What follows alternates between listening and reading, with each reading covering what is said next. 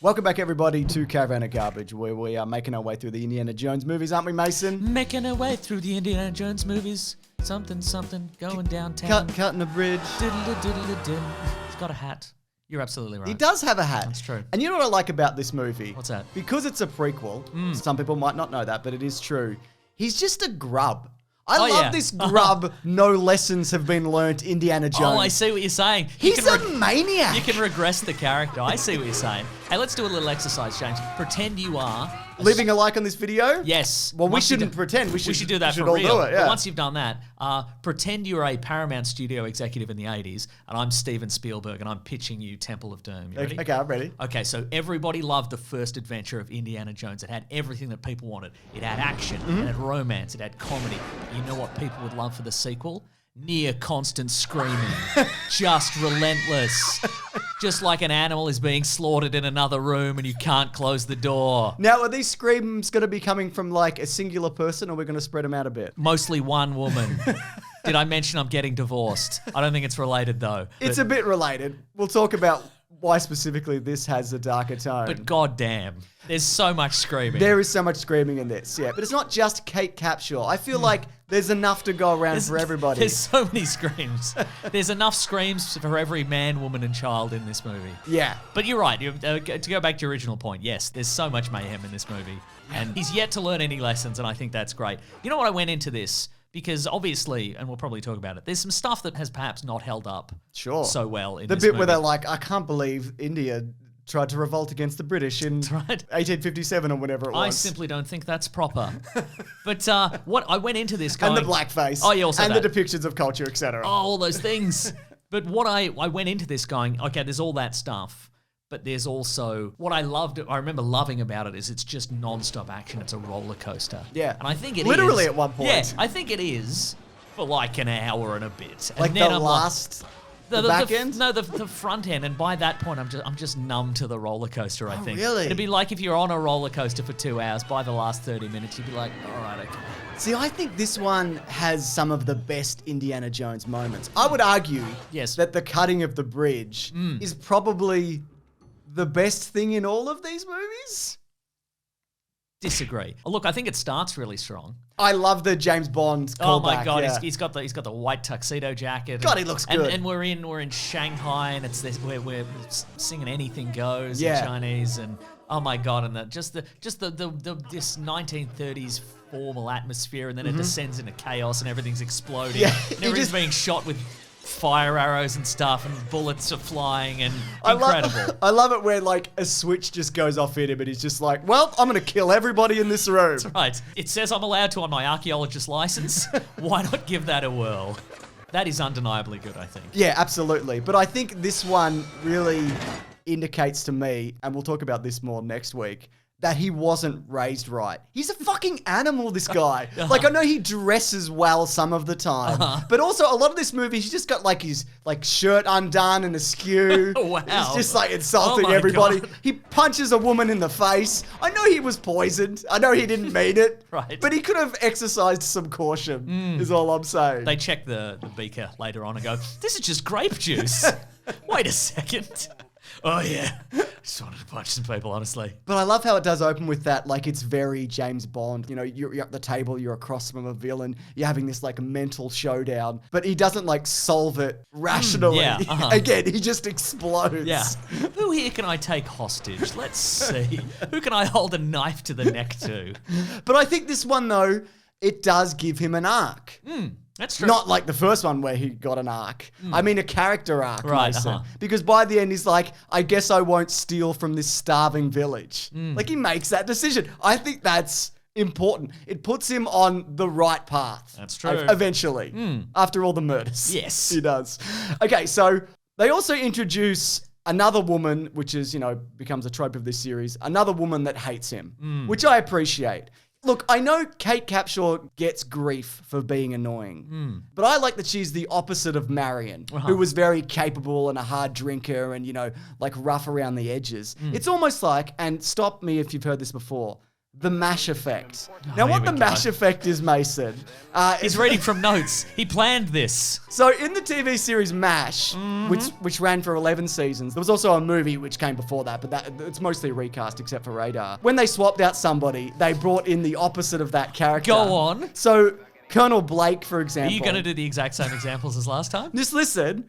Colonel Henry Blake, he was swapped out for Sherman T. Potter. I'll be honest, I don't know. Completely opposite. I don't know if he's just doing the same ones again. I can't remember. Trapper John McIntyre, womanizer, swapped out for BJ Honeycutt, more of a ladies' man. Frank Burns, incompetent bumbling surgeon, swapped out for David Ogden Steers, more competent surgeon. I think that's what's going on here. And even though Kate Capshaw has said since then, I wasn't much more than a dumb screaming blonde, I think it's kind of selling what she's doing short. Yeah, I Because agree. this is how it's written. And it's executed perfectly. Very well. She came in and she did exactly what was needed on the day Yeah. to blow my eardrums out for 2 hours. What about this, though? Go on. Short round is incredible. Absolutely agreed. Love that. From the little bricks on his shoes so he can drive the car. Yep. To everything he says and does. I like, and I never picked up on this before, even though it's really obvious, that he's one of the few people that Indiana Jones genuinely likes. Right. So there's a moment early on when they're on the airplane together and he lets him like fall asleep on him. Indiana Jones... Imagine a woman falling asleep on Indiana Jones. He'd be like, get off it! Get out of here! Yeah! He'd have the whip going. Where's my threatening fork? I gotta find it. There's a moment in the village where Short Round is wearing his hat. Indiana Jones doesn't let his son wear his hat, which is right. I just want to point that out. That's that's correct. But Short Round feels like the son that he should have had. Sure. And does in a way. He's sort of his true. son, I guess. Apparently, though, the way it worked. So Kei Hui Kwan, he actually went in with his brother just to encourage him and was sitting there like before the audition and was like, do this, do this, do this. Oh my God, he stole the role from his brother. And they saw him and went, you should go for this. And he beat out like 6,000 other kids. He's just like a little action pocket rocket. One of my favorite shots in this movie is where it's in the same frame and you see Indiana Jones just beating the absolute piss out of that enormous dude. And you see Short Round just doing the same thing to a child. Yes, that's right. Yes. That's often how they do it in the movie. You know, oftentimes you'll have the male hero, you know, beating up a big guy, and then there's a female additional hero, and they're like, better do him having a girl fight. Or, Yeah. You know what I mean? But he's so why not a just- child fight? But he's just like, he's really looks like he's hitting him. Yeah. It's great. So people might not know this, which I find infinitely fascinating, Mason.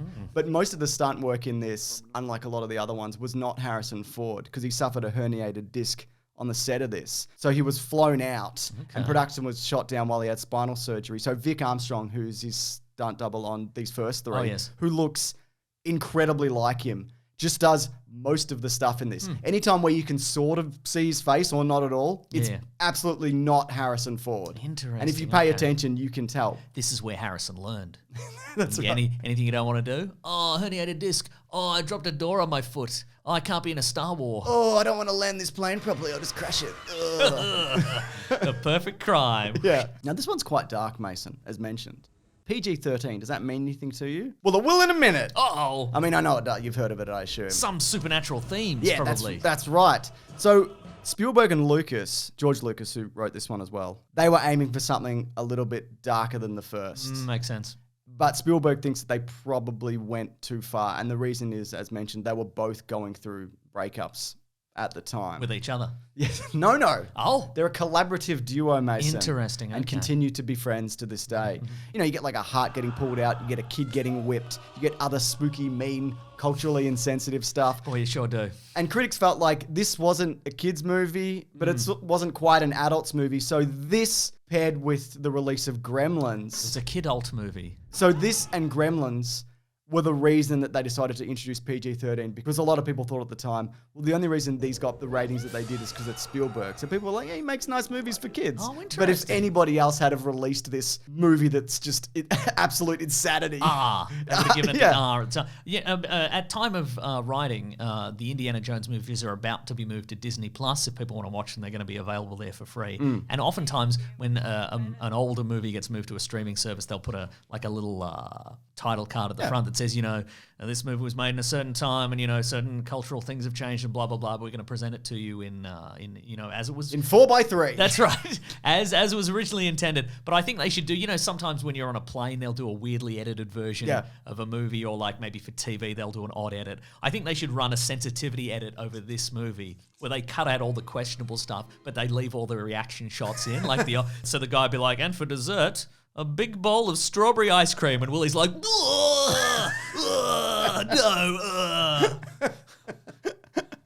I would love that. I would love that also. A lot of times when they make changes to movies like decades after, I disagree. But that should be done. And I remember as a kid watching the bit where they cut open the snake and it's filled with more snakes. Yeah. Boy, very unpleasant. Very unpleasant. Viscerally unpleasant. Yeah, absolutely. You know what's not unpleasant though? What's that? The situation with his glasses. Oh, yeah, you mentioned this last week. So we're trying to determine, for people who didn't watch the last video, whether he needs them for any specific purpose or they are, in fact, fashion specs. Yes. And what evidence have you unearthed this time around? Well, the only evidence in this movie is that he wears them at dinner. Okay, so they're dinner glasses. Well, and the theory is, or one of the theories that I saw was... Oh, there's more than one theory. That he didn't know what he was eating, so he just wanted to see what was happening. But he doesn't do any reading in this one, because he doesn't learn. Yeah. I mean, he eventually learns after all the killing. But it's not like decipher a thing or whatever. Okay, so that suggests... So if you're saying so he wants to see the meal in front of him, that suggests that he is long-sighted. Yeah. And he can't see stuff right in front of his face. Yes. Okay, right. Which, is something to think about. Yeah. Okay. Man, I tell you what, though. I know you weren't necessarily a fan, but I love that finale where they're just like, let's just fucking burn this place to the ground. Sure, okay. And that moment where, he comes out of his hypnotic trance and he goes down in the mines and you hear him strike that guy off screen. Yeah, right. And he just slides like 20 feet. How hard do you hit a man? Like, he's dead. Yeah, absolutely. Yeah. And then the shot, of him out of the darkness. Yeah, look, I got to respect... Come on! Look, I got to respect the commitment. And, of course, you had to do it back then. If you were going to blow everything up, you just had to really destroy everything. These days, this final sequence would not hold any of that weight because it would all be CG. They'd just be like CG bridge, CG cliffs, CG temple, CG everything. CG of Doom. CG of Doom. Yeah, absolutely. Love the minecart bit. It feels like it was designed to be a ride. Yeah. Like an attraction somewhere. Did it later become a ride? I believe it did, yeah. But again... But it was just one of those ones where you just go up in a chair and then it drops you. Yeah, that's right. Yeah. Okay, you're up the top. Imagine you're Indiana Jones and 3, 2, 1, clang. Drop.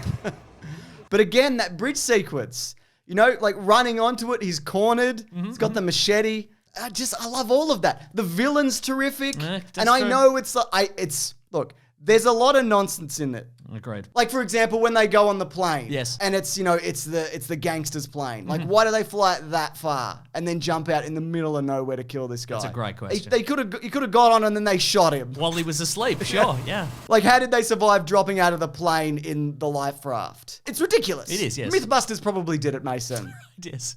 And also, Indiana Jones, he flies from Nepal to Karachi on a DC-3. However, airplane travel to Nepal only began in 1949. Uh-oh. So it's ridiculous, Mason. Wow. There's also the racism. So these are things that I think don't necessarily hold up. But if you had to rank them based on the order in which you mentioned them, you'd say it's the aviation errors and then the racism. I guess I had to, if I had to, yes. Anyways, Mason, it's time for Indiana Jones and the Trivia of Temple. This is the part where we do some trivia. Here we go. I love it. Yes, Dan Aykroyd's in this. Yes, the Club Obi-Wan sign, etc. Love all that. You got to put those in because people will be like, "Did you not see that?" I didn't. I missed it. Yeah.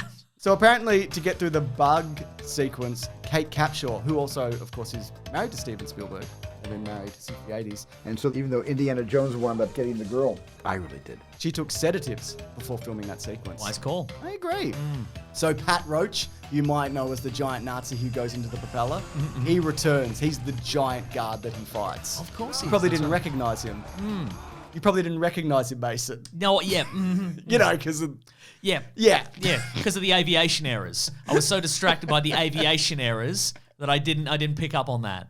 That's right. So, yeah. Now, there's also a deleted scene of this, which there's a very low quality version you can find online. Maybe because of the new one that's been released by now. But while filming the whipping scene, the crew played a practical joke on Harrison Ford. So Barbara Streisand came out dressed as a leather dominatrix, and she began whipping him, saying, "That's for Hanover Street, the worst movie I ever saw," before continue whipping him, saying, "That's for Star Wars and making all that money." And then Carrie Fisher came out and threw herself in front of Ford to protect him. And then Ivan Kershner, who directed Empire Strikes Back, shied at director Steven Spielberg and said, "Is this how you run your movies?" Just a cavalcade of stars, mate. Just a cavalcade of self-indulgent in-jokes. I love it. Something I think people are going to mention. Obviously, in the first movie, there's a scene where Indy is going to fight a guy with a big sword and then he decides to shoot him instead. And in this movie, a similar scene occurs and he goes to shoot the guy, only to realize he doesn't have his gun. He's got on no him. gun. And I'm sure people are like, that can't be a callback because they're happening. This one happens back in the past. But I'd like to think that he does that all the time. Yeah, he does it all the time. He just constantly goads people into sword fighting him and then shoots them. Like, that's his go-to move. He loves it. I mean, if you look at Raiders, he's bored by it. Yeah. He's not like, look at this thing I thought of. He's like, yeah, this thing I do. That's right. This thing I always do in all my adventures. Even the young Indiana Jones as a child, I'd be doing this. That's right. So even though this wasn't as well received as the first one, Because of the aviation errors. and of the first three, of the trilogy, which it was for the longest time, it's considered like the weakest. This, on a budget of 28.7 million, made 331 million worldwide, which was the biggest movie of the year. Sounds pretty good still. So yeah, it still did really well. Yeah. Look, I think if you did release this now, which you wouldn't, Because it's already come out. it's already come out. They already Came out made it. decades ago. It wouldn't make any sense. Yeah, that's right. What, Harrison Ford is like 90 years old and it's a prequel? That's right. Think about it. Think about what you're doing, Hollywood. Come on, Hollywood. Yeah. I think there's a lot of things in this that people would not excuse. I think nostalgia, and this is me, I'm talking about me specifically also, brushes over a lot of the aviation errors. That's right. In this. Nepal to Karachi and whatever, something time, something 1949. Doesn't even make any sense, Mason. Damn it. God. But no, I think there's some genuinely classic Indiana Jones moments in absolutely, this. yeah. It And is- what a grub. Yeah, look, it's not my favourite of the three. Yeah. But you're undeniably some great moments, and I think especially the opening. I think it's worth the price of admission for the opening. Yeah. You can just wait till they get on the plane. They do the joke, see you around Laoshe, and they get on the Laoshe aviation plane. Fun. Then you can switch off. Absolutely. It's fine. Harrison Ford would appreciate that, I think. If you went up to him and like, listen, Harrison Ford, I watched the first 10 minutes of your movie, and then I switched it off because I knew the rest would be bad. He'd go, I respect that, actually. Yeah. And are you talking about the movie Firewall, he would say? No. Nobody is. He is. And I respect that too. Anyways, Mason, unfortunately, to get to the good one, we have to go through The Last Crusade next week. I know. I know people are upset about that. But look, if we're going to cover the first four, That's right. you got to go through it to That's get right. to the Yeah, gold. You that's got to dig a little. That's right. You got to dig down to dig up. That's what they always say. That's what they say in archaeology school. That's true. Dig down to dig up, and you can use this gun to kill anyone you want. Yeah. And that's the only thing that Indiana Jones, I think, took in. Just the gun thing. Chapter 2 of the archaeology handbook, here's how you take a hostage. You're going to need this. But anyways, if you do want to see that early, and why wouldn't you? That's right. You can head over to bigsandwich.co where there's always early videos, where there's also a bunch of bonus stuff, including video game Let's Plays. That's right. Bonus podcasts, movie commentaries. That's right. As mentioned, early videos, including Caravan of Garbage. But also we have a podcast called The Weekly Planet where we talk movies and comics and TV shows, where we always talk the big movie news of the week and then the big movie of the week. That's or right. Which whatever's might be happening. Indiana Jones' Dial of Destiny something. At some something. point or whatever, That's right, you know. yeah. Mm-hmm. Which everybody seems to.